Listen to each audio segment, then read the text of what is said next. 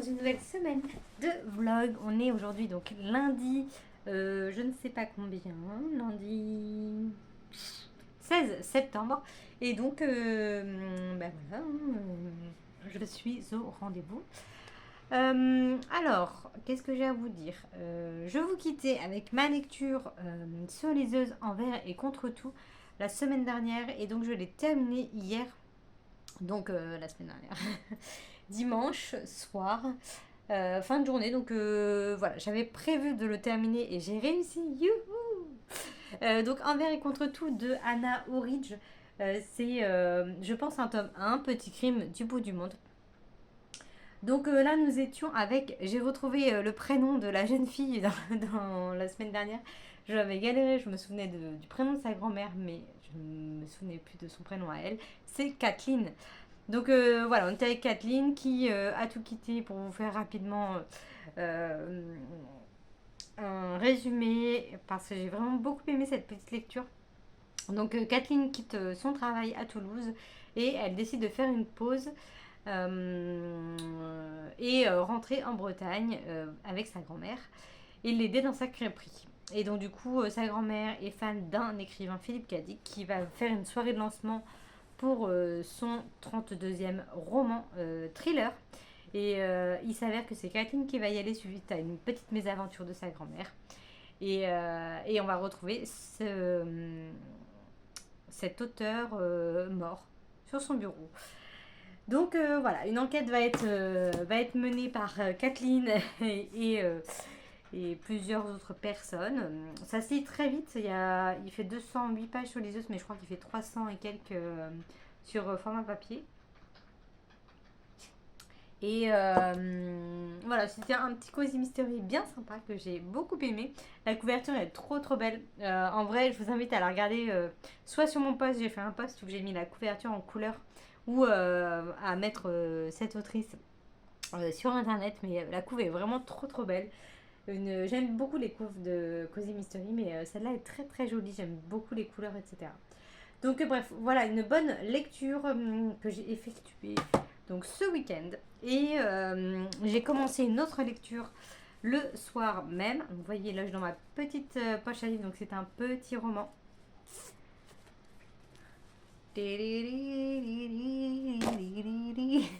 Donc j'ai commencé après la fin de Barbara Abel, qui est donc la suite de Derrière la haine, qui est une série également qui est sortie sur Amazon Prime, il me semble. Je ne l'ai pas vu parce que je n'ai pas Amazon Prime, mais j'ai lu le tome 1 que j'avais bien aimé. Et ça, c'est la suite et la fin. J'en entends que des mauvaises critiques de ce roman, mais j'ai envie de me faire ma propre opinion. Et je me dis que peut-être que, vu que tout le monde dit que c'est mauvais, je vais peut-être pas trouver ça si mauvais. En tout cas, pour l'instant, je ne trouve pas ça mauvais du tout. On n'est pas, je suis moi-même, peut-être plusieurs dans ma tête. Donc, nous sommes à la page 112 sur 360 pages, donc voilà, ça se passe très bien. C'est plutôt addictif, c'est des petits chapitres. Et on va suivre donc un personnage, un couple phare du tome 1 Derrière la haine. Donc on va les retrouver avec des nouveaux voisins. Donc là on va suivre une femme avec ses deux enfants qui vient de se séparer de son mari, qui lui mettait un peu la misère, plutôt verbalement. Donc voilà, elle a décidé de louer une maison à côté et puis voir comment ça se passe. Donc voilà, j'ai plus ou moins une idée de comment ça va se terminer. Vu le tome 1, je vais pas trop en dire, mais le tome 1 était vraiment bien et la fin était assez surprenante. Bon, je savais qu'il y avait une fin surprenante, donc j'ai pas non plus été méga surprise du dénouement, mais c'était quand même très très bien fait. Donc voilà, je suis ravie de lire cette suite.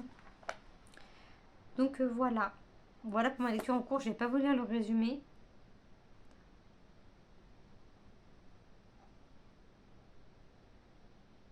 Ouais, parce que c'est ce que je viens de vous dire en fait, hein. Une banlieue calme, des voisins modèles, avec un ado rebelle. Je vais pas vous lire le résumé parce que ça dit quelque chose qui se passe à la fin du 1. Donc non. Je ne veux pas, je refuse. Donc voilà, c'est tout ce que j'ai à vous dire pour aujourd'hui. Je vais me prendre un petit goûter. Donc comme vous l'avez vu, j'ai pris un thé. Il faudrait que je le prenne dans ce sens-là. Il faudrait que je fasse ma gauchère pour... Parce qu'à chaque fois, vous voyez pas en fait. C'est ça qui est beau. Et dans l'autre, le rose, c'était Marie des Aristochats. Mais bon, vous les connaissez, vous me direz. Hum. J'ai fait le thé à la châtaigne. Là, et je suis pas fan. Pas très fan. Donc petit goûter, je vais mettre un petit épisode de Gossip Girl. Et ensuite, il faut que je fasse un petit peu de ménage. Aujourd'hui, j'ai fait 7h30, 15h30. Donc là, il est à peine 17h. Donc j'ai un petit peu de temps devant moi pour faire un peu de ménage et ensuite continuer ma petite lecture. J'espère le lire assez rapidement, pas traîner trop longtemps sur cette lecture-là. Et puis vous dire rapidement mon avis de si c'est vraiment un fiasco ou si, comme je vous dis, comme je m'attends à un truc nul, peut-être que ça va être bien. Enfin, un truc nul, je me comprends. Hein. C'est exagéré de dire ça comme ça, mais bon, je me comprends. Voilà, donc je vous dis à plus tard. Hey coucou. Alors on est aujourd'hui... on est aujourd'hui... Ah, j'appelle Masakuto. On est aujourd'hui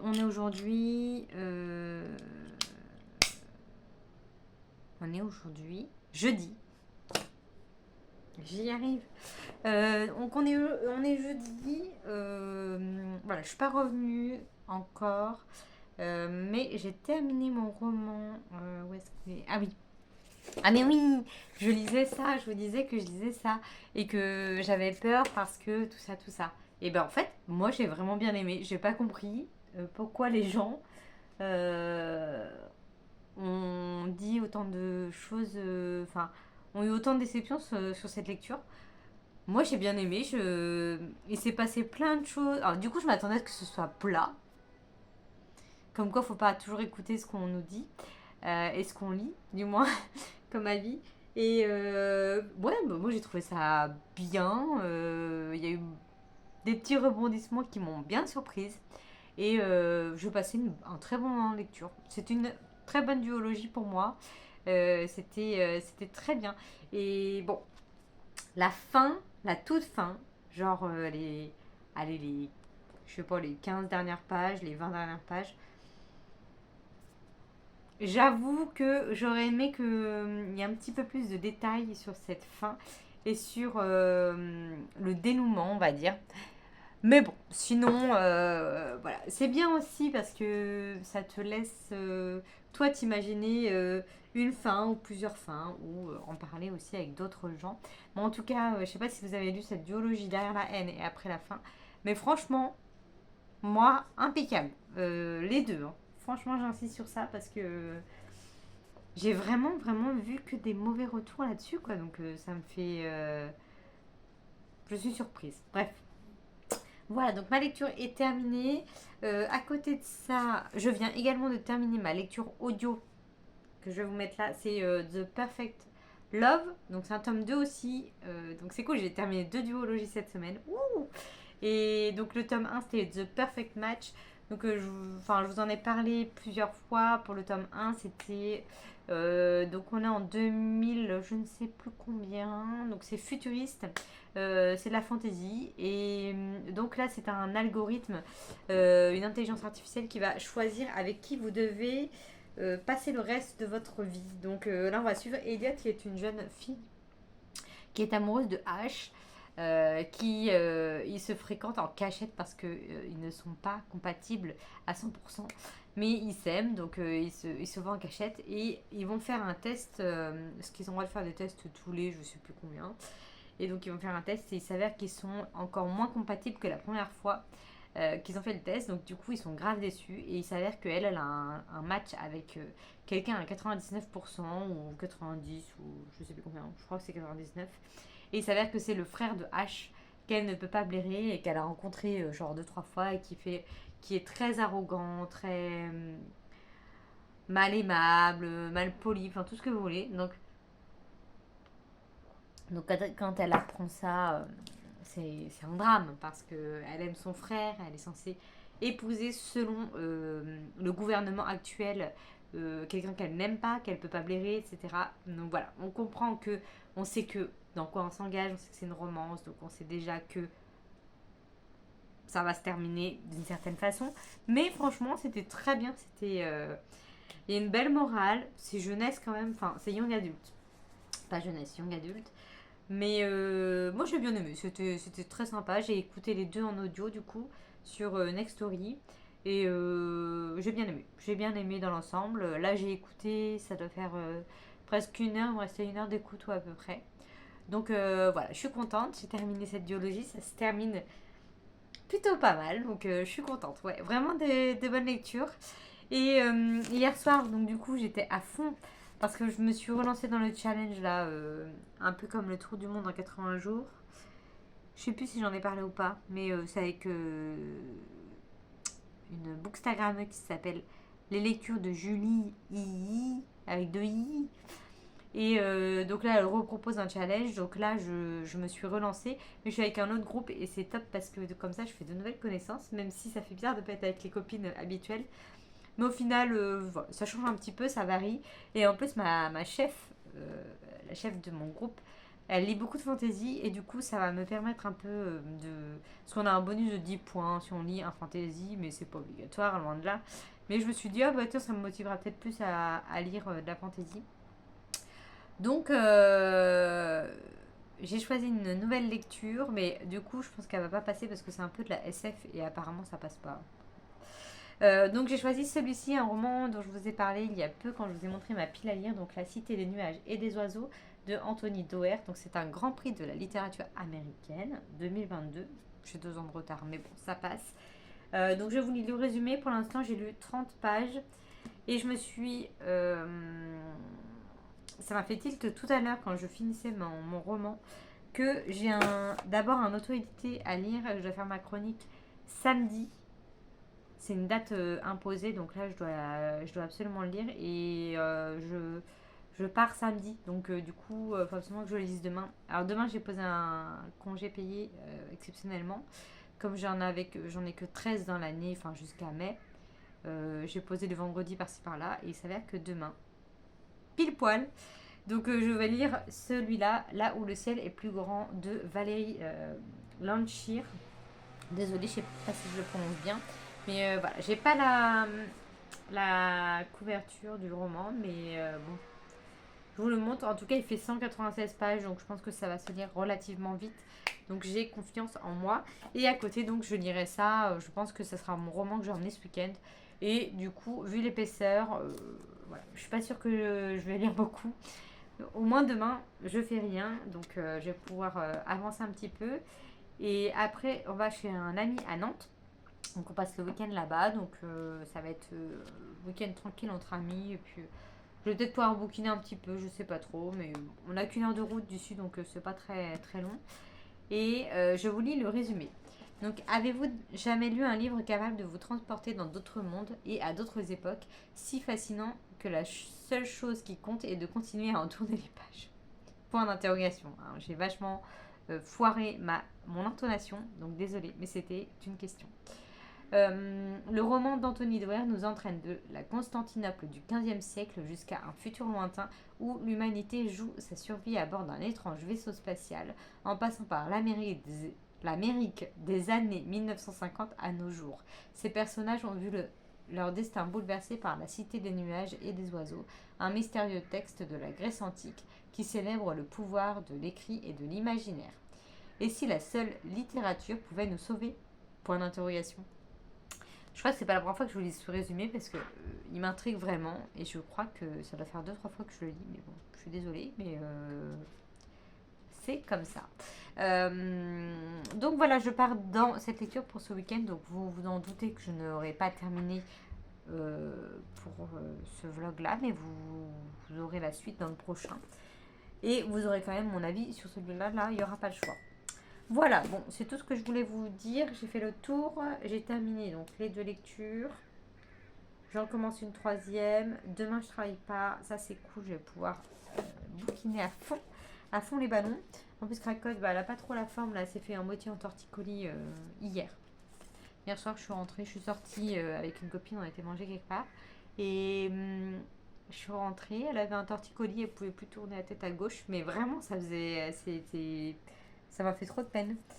Mais bref, là ça va, ça se remet vite. Mais c'est pour au top de sa forme, donc on va rester tranquillou.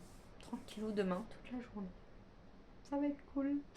Bref, voilà, je vous laisse. Je vais prendre mon petit goûter. Donc, je vous dis à plus tard. Ah oui, non, j'ai oublié.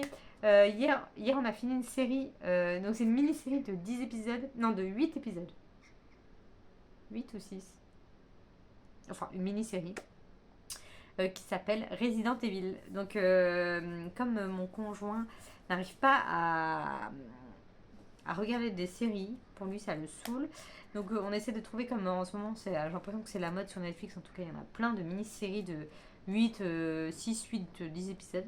Donc, du coup, on s'est lancé là-dedans et c'était sympa. Mais ah, je comprends pas pourquoi c'est une mini-série.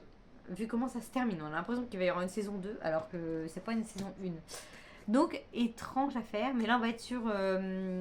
C'est pas Resident Evil comme le jeu vidéo, c'est quand même différent. On va suivre deux sœurs et on va avoir des flashbacks sur avant qu'il y a les zombies en gros et le après.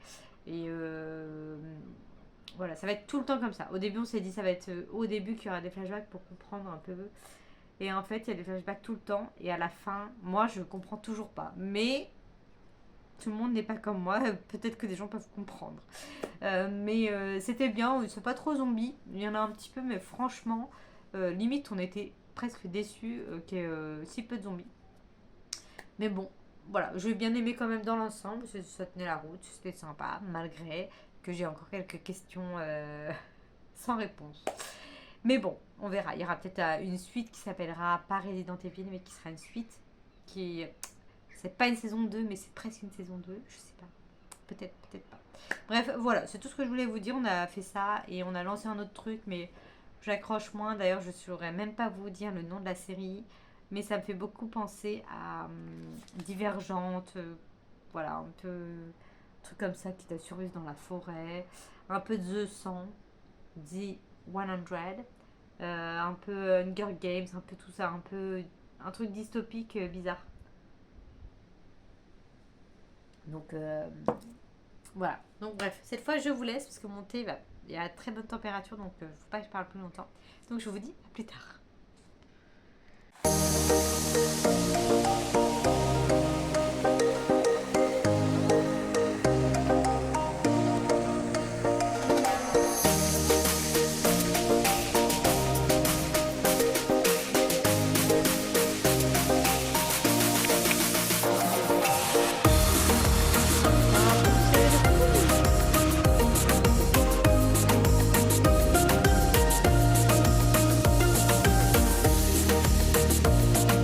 Tu fais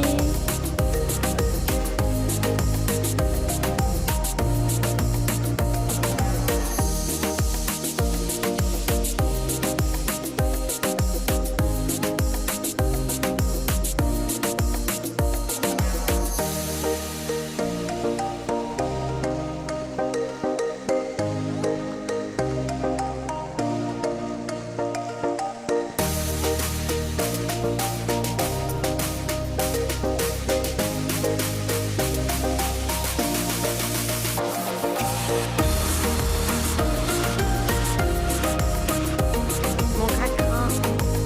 On avance.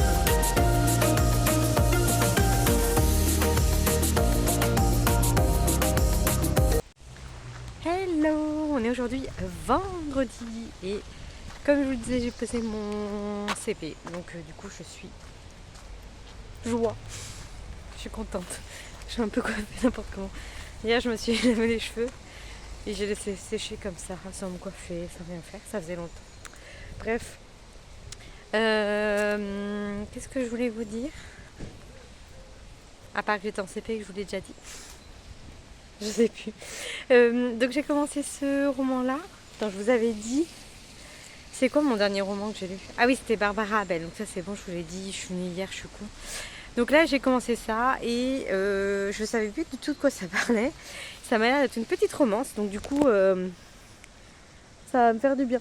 Parce que après, vu que j'ai commencé l'autre un petit peu fantasy, bah c'est impeccable, ça change de style. Donc là, je suis à 28%.